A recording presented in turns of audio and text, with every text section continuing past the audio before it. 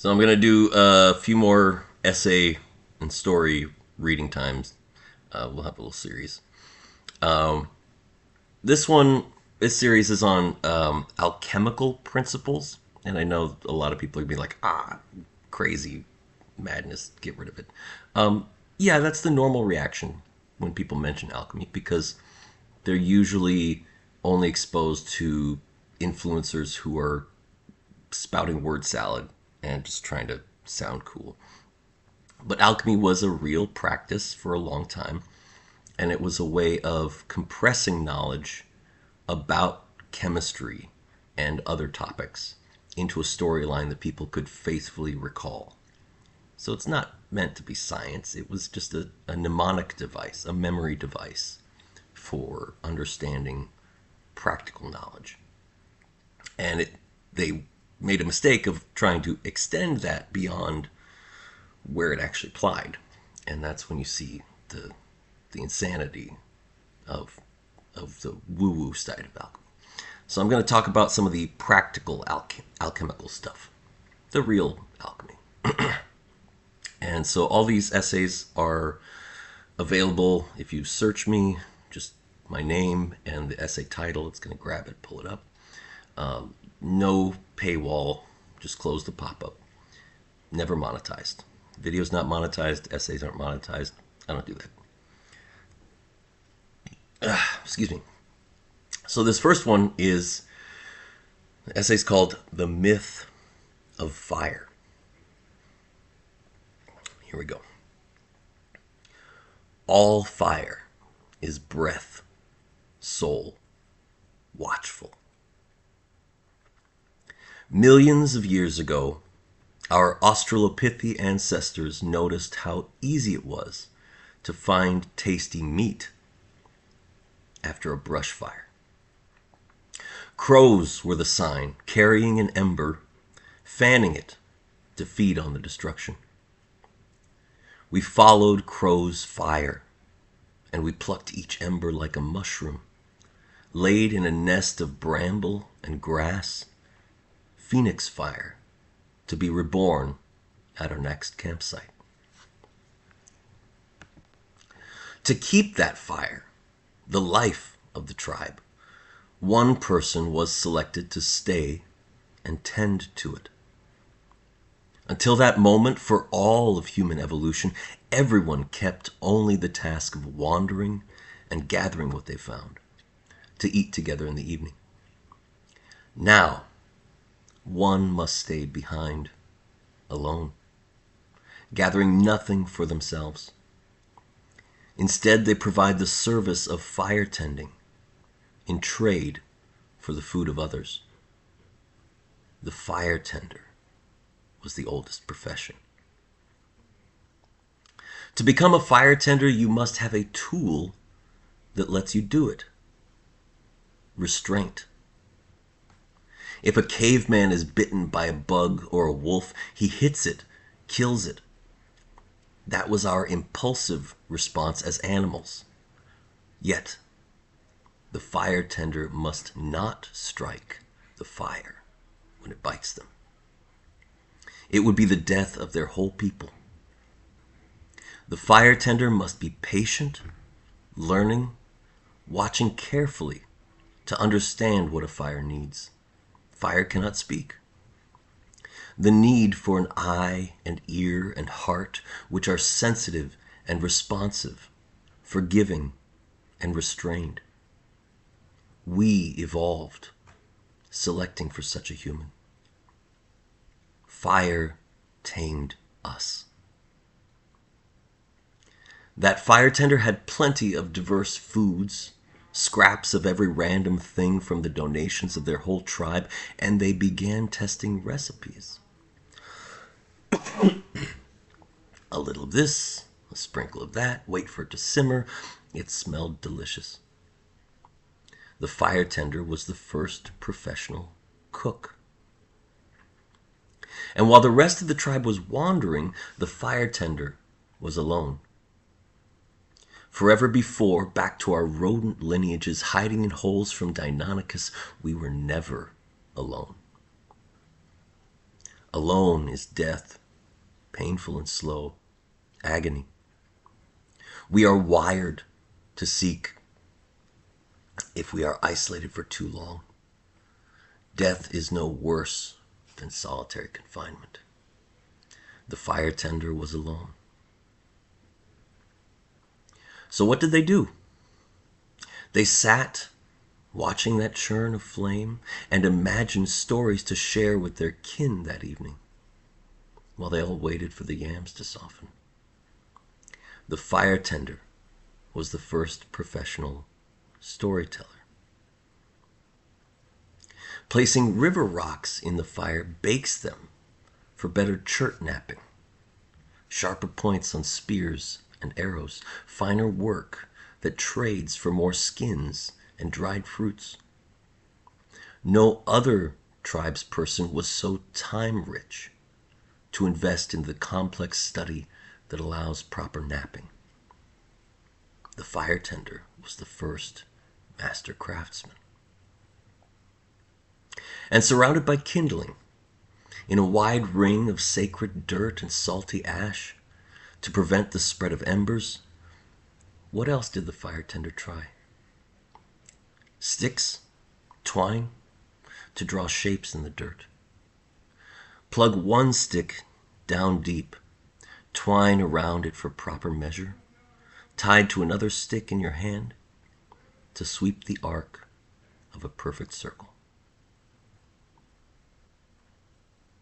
Use these circles and their radii strings to form the vescopisis. 2 sticks with a fixed length of string between them will bound a 3rd stick within an ellipse. The fire tender was the first professional geometer. When the fire tender wanted to cook, they would make a hot skillet by jutting a slab of stone over half of the entry to their fire pit. Hot rock cooking is still found among many lands' native tribes, and evidence dates back hundreds of millennia. That fire tender learned a few important facts painfully. Do not use certain rocks for cooking. Those non-cooking rocks came in a few flavors, a simple mnemonic device to help you remember. Black stone, white stone, yellow stone, red stone. Tribes in this land drew those stones as their medicine wheel because those stones are no good for cooking. They are for alchemy. The fire tender was the first alchemist. The black stone ignites coal. The white stone crumbles to ash, similarly unusable. And when you add water to the ash, it becomes stone again. Lime. The yellow stone produces a harsh smoke. And when you pour a gourd of water over the stone to quench it, then the steam turns your hair into crumbles and stings your eyes. Sulfur. The red stone. All across the North African craton, the origin of this fire pit alchemy, there is a crumbly red rock the color of cinnamon. Cinnabar. If you place that rock over the fire, then it splits along harsh fractures and leaks black bile into the pit. A silvery vapor rises, and that vapor condenses into droplets of liquid metal. These are lead and mercury. Solve et coagula. Dissolve and recoagulate.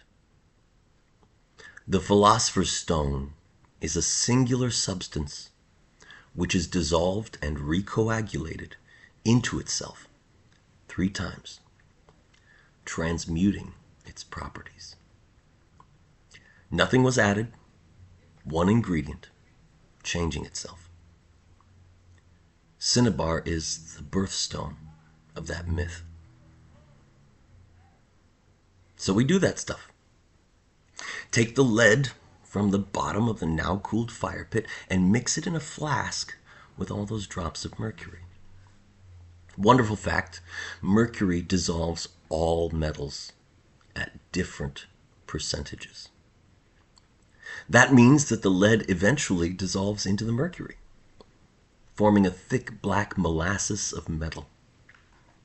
When we gently heat that goop, then the mercury evaporates. Catch it.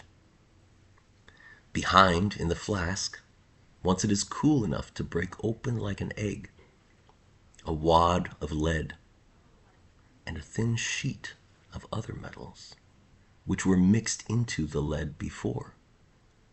You see a silver lining on a black clod. Scrap that silver batch after batch until you have enough of it for the next cycle of solvate coagula. Mix the mercury and silver until it is a paste, then evaporate again.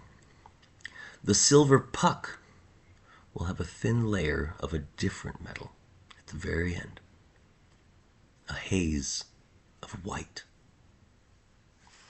Once you've gathered enough of this white metal, you can melt the shavings into a bead, hammer it into a cube, and measure it. Combined with its weight on a scales, you can determine the density of the metal. It is the same density as gold. And while you were hammering, you noticed it is the same softness and pliability as gold. It's just white instead of yellow. For thousands of years, that metal was given to money changers and tax collectors as actual currency, considered to be equal in value to gold. It was called white alchemical gold. The alchemical purification accidentally took the stain away. That metal is platinum.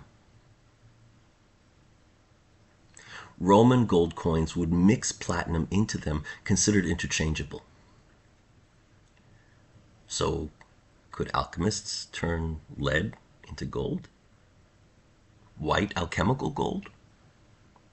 It said so right there on the can. Those alchemists kept the recipe secret, of course. It made them a lot of real money. Massive psyops distraction conspiracies were invented then, still going strong. They wanted to maximize their profits, however, so they began looking for more sources of hidden wealth, more treasure in others' trash bins. Across the North African deserts, some regions have high sand dunes. The tiny flaky quartz, the crystals at the top of those dunes, have no gold. Yet between the dunes, down at the bottom, are heavier, rough and gritty sands, red and black. Gather those, young sailor. In a barrel filled with this red and black grit, pour a flask of mercury. The tap at the bottom slowly exhausts the mercury, recirculating back into the barrel. While the rest of your Phoenician fleet is weeks away up the Nile to trade cedar for ceramics and grain, you are sipping gold from sesame.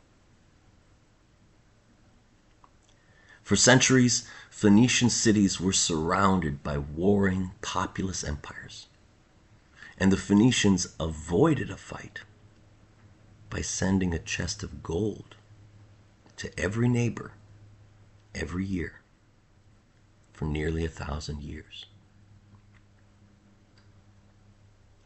The pharaoh and the warlords could all see plainly. Copper is the coin of the peasant because it buys a loaf of bread. Silver is the coin of merchants buying entire crates of goods at once. Gold is the coin of kings to pay armies and buy lands. The Phoenicians trade all in silver, yet they send gold to us and every other kingdom And we all see that gold accrue in our treasure houses. It must be coming from somewhere. The Phoenicians have a gold mine.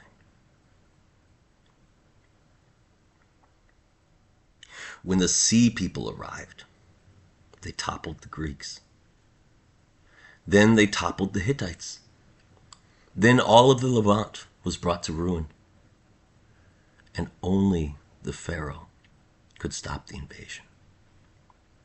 He was the last remaining emperor after the apocalypse. He took his army to the Levant, declaring, "Neighbors, we have traded wisely and fairly for 1,000 years. And our children have married each other as inheritors to each of our thrones. You hold our idols on your shelf. We sail in your cedar. Brothers, we return to reignite the gift of civilization, together still." The Phoenicians were glad. Until Pharaoh explained, "Yet, this reconstruction will require vast efforts.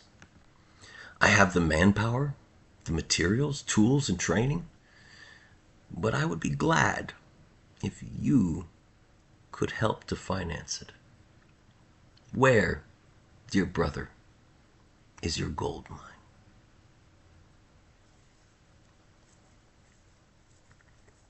"Ah, Pharaoh, yes, we are dear brothers. Yes, we traded and married and feasted together for so long. We sing the prayers you taught us when we studied under your priests and librarians of the mystery schools. We are forever in your debt, forever grateful. And I will be glad when you show that gratitude in substance. Where is the gold mine?"